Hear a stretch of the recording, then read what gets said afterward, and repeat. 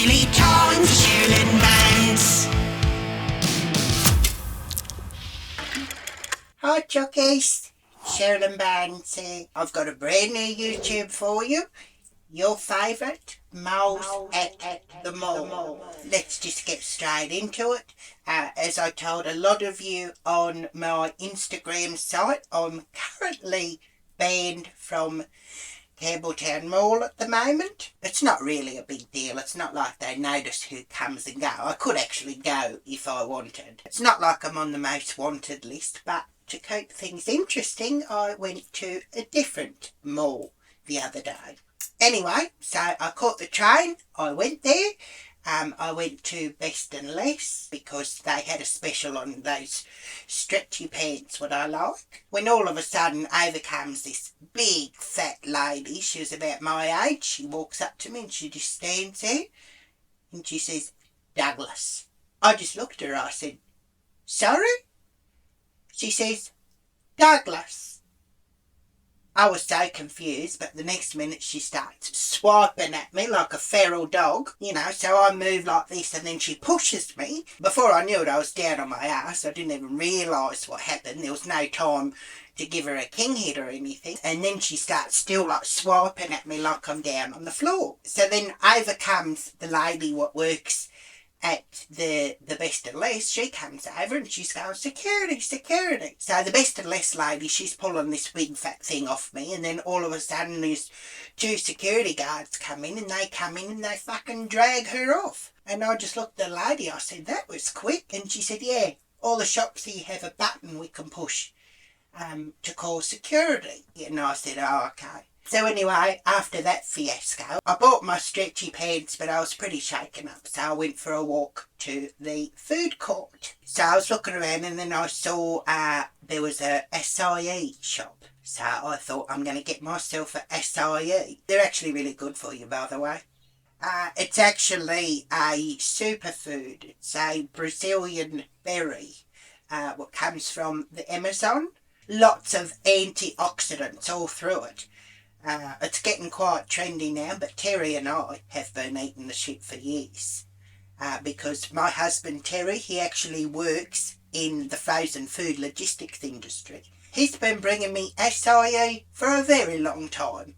Long before the Kardashians even knew how to spell it. And yes, it is actually pronounced acai because it's got a little thing in it, acai.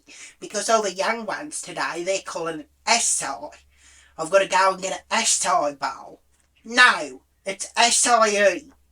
So if you can't say it properly, then maybe it's not the meal for you. Because I've been having it for a long time. And it's very frustrating when people are going around calling it the wrong thing. Because I know exactly how to say it. And I try and tell people. And they're all still calling it acai. So it's acai. Do you get what I'm saying to you? Not acai. Acai bowl. Anyway, so I got myself a acai bowl and you can put all different stuff in it. So I got my acai and then I got bananas, coconut bits, Nutella, Biscoff, cookie dough and bananas as well. Anyway, so I'm sitting there having my acai bowl and I'm sitting there thinking, Douglas, why was she saying Douglas to me? And then it fucking hit me. So, back when I was a kid, I'm sure I've told you all before, but I lived a lot of places. Thanks to a lot of my mother's interesting life choices, we moved around a lot. We moved so much that I was never in a place long enough where I could actually make any real sort of meaningful friends. But this one time we were living in Smithfield for like almost an entire year, which is practically permanent residency for us. So for once in my life, I was actually able to make some sort of friends. You know, me and all the other little girls in the street, we were like a gang. Like a street gang. Well, actually, it was kind of one of those streets with a few gangs. So one week I was besties with Tracy, Fiona, Bronwyn, and then we would all be ganging up on Diane and Mary. You know, just for the fucking fun of it, we'd gang up and we'd kick the shit out of them. The week after that, it would be me and Diane, and we'd be giving Fiona shit. Yeah, no, and then even one week, they all hated me.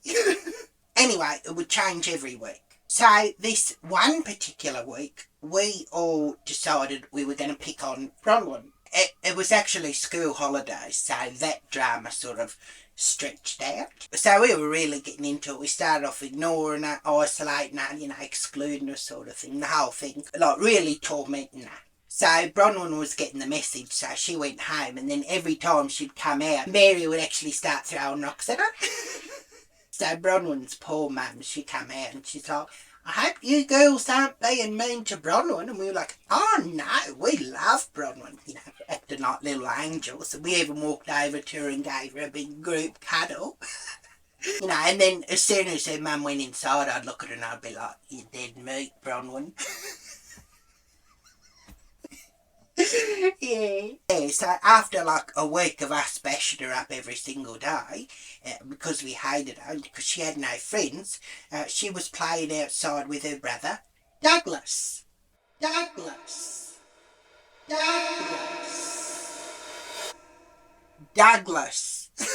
So me and the girls, like my friends, we all picked up rocks and then we climbed this big tree in our street. We all started throwing the rocks at Bronwyn and Douglas. So then little Douglas, he walks over to us in the tree and he said, stop being mean to my sister. And then Tracy, she says, everyone hates her guts and that's why she has to play with a little poofter like you. I'm not sure if he actually was one, but we were just being childish sort of thing, you know. Oh, and then Fiona, she says, no, he's not a poofter because him and Bronwyn probably rude each other every single night when the mum goes to bed. And then the next minute, the dirty little bastard pulls down his pants and he turns around and starts chucking brown eyes at us. Like, you know, when you pull your pants down and you spread your cheeks apart sort of thing. So me and Tracy, we got the shits. We jumped down the tree and we started chasing after him. So he ran further up and then turned around and starts chucking brown eyes again. So we're still running after him. But then the dirty little bastard, he put his hand in his ass crack like this. And then he's going like this, you know, he had stuff on his fingers, and then he started running after us, waving his shitty little fingers at us. He actually caught up to Tracy and he wiped his hand on her white shorts, like there was a brown smear on the side of them, and then it was wool. So I'm sprinting after him, Tracy's right behind me, and then Douglas is sprinting like a bat out of hell. He was a fast little cunt, I'll give him that. Anyway, so we chased him right out of our street and then up the road, across this nature reserve, and then he ran out onto the road and then boom, out in front of a car. Just like that. His body slid across the road and he was dead.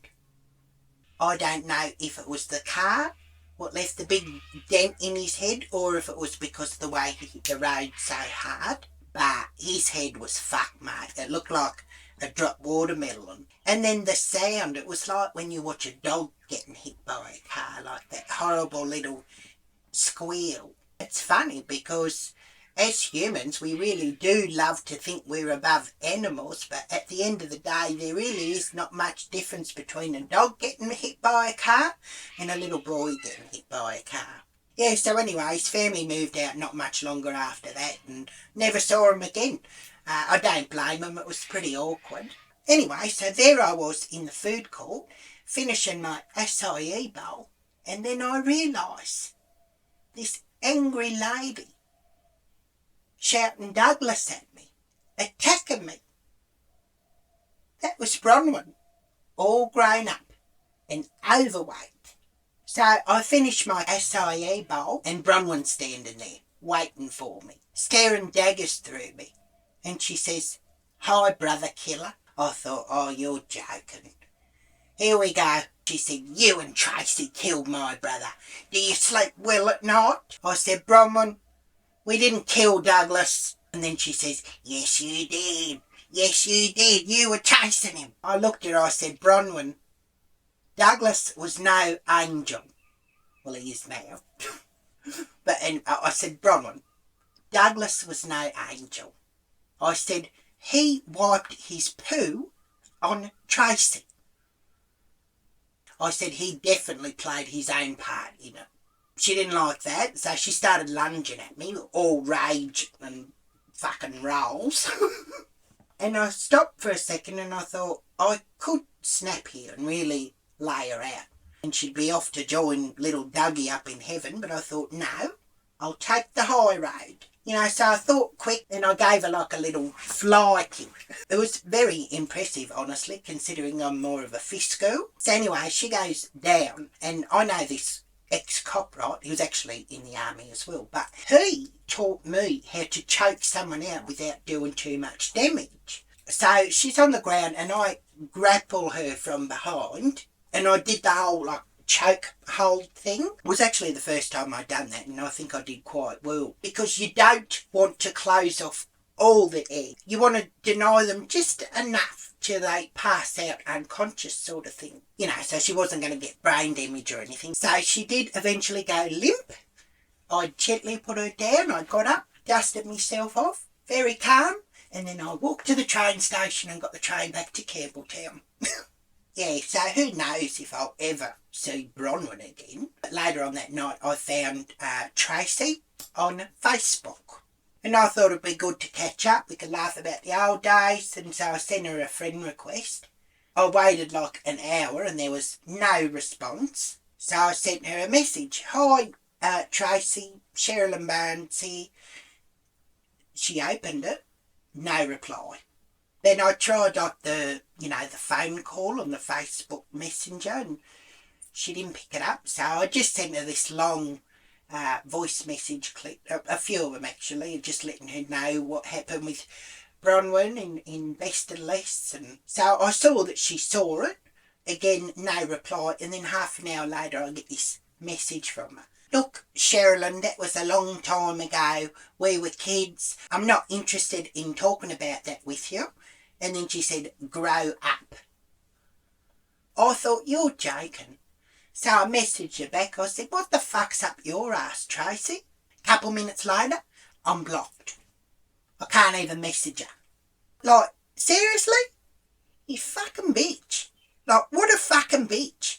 I was sticking up for you back in Smithfield, and then again in Best and Less. And then I get blocked. Ungrateful. Fucking wait till I see her again. She better hope she never runs into me. Anyway, so that was Moles at the Mall 4. Make sure you give this YouTube the big thumbs up. Make sure you click subscribe. Go to CherylynBarnes.com and you can order my fragrances. I've restocked some of my classics like Cherry, and I've got some new ones on there as well. So make sure you go and order some of those. Make sure you add me on my Instagram site at Cherylyn Barnes. Make sure you add my X site. Hashtag Moles at the Mall, mate. You can book me on my Cameo site, The Swirl, if you wish. But yeah, let's leave it at that. Big pussy kiss. And ciao for now, my chuckies.